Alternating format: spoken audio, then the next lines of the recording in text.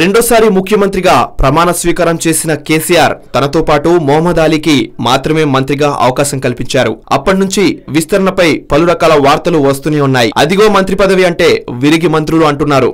కానీ క్యాబినెట్ విస్తరణ మాత్రం వాయిదా పడుతూనే ఉంది.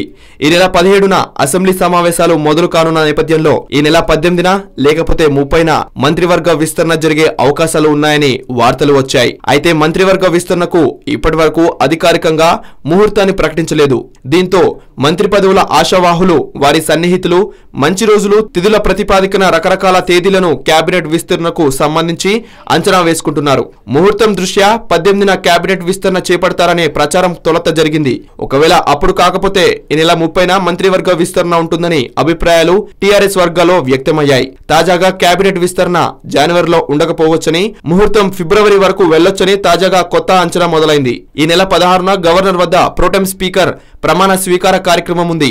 మరుసటి రోజు 17 నుంచి మొదలయ్యే అసెంబ్లీ సమావేశాలు, కొత్త ఎమ్మెల్యేల ప్రమాణ స్వీకారం, స్పీకర్ ఎన్నిక, గవర్నర్ ప్రసంగం, దానికి ధన్యవాదాలు తెలిపే తీర్మానం ఆమోదం తదితర కార్యక్రమాలతో 20 వరకు సాగనున్నాయి. ఈ మధ్యలో క్యాబినెట్ విస్తరణ ఉంటుందని భావించడం లేదనే ప్రస్తావన ఈ మధ్య టీఆర్ఎస్ ముఖ్యుల అంతర్గత సంభాషణల్లో వస్తుంది. ఇక ఈ నెల 21 నుంచి సీఎం కేసీఆర్ ఎర్రవెల్లిలోని తన ఫామ్ హౌస్ లో యాగం నిర్వహిస్తున్నారు. ఇది 25వ తేదీ వరకు కొనసాగనుంది. ఫలితంగా జనవరి 25 తర్వాత క్యాబినెట్ విస్తరణకు అవకాశం ఉండవచ్చని ఇప్పటి వరకు అంచనా వేస్తూ వచ్చిన టీఆర్ఎస్ కీలక నేతలు పలువురు అది ఫిబ్రవరి వరకు వెళ్లినా ఆశ్చర్యం లేదని చెబుతున్నారు. తొలి దఫలో మంత్రి పదవులు ఎవరికి దక్కుతాయనే విషయంలో ఉత్కంఠ కొనసాగుతోంది. క్యాబినెట్ లోకి ఇంకా 16 మందిని తీసుకునే వెసులుబాటు ఉన్నప్పటికీ 6 నుంచి 8 మందికి ఈ విడతలో అవకాశం ఉందని భావిస్తున్నారు. పదవి యోగం ఎవరికి అనే విషయంలో మాత్రం స్పష్టత లేదు. సీఎం కేసీఆర్ వెలమ సామాజిక వర్గానికి చెందిన వారు కాగా, మంత్రి మొహమ్మద్ అలీ ముస్లిం మైనారిటీ. కేసీఆర్ ఉమ్మడి మెదక్ జిల్లాకు చెందితే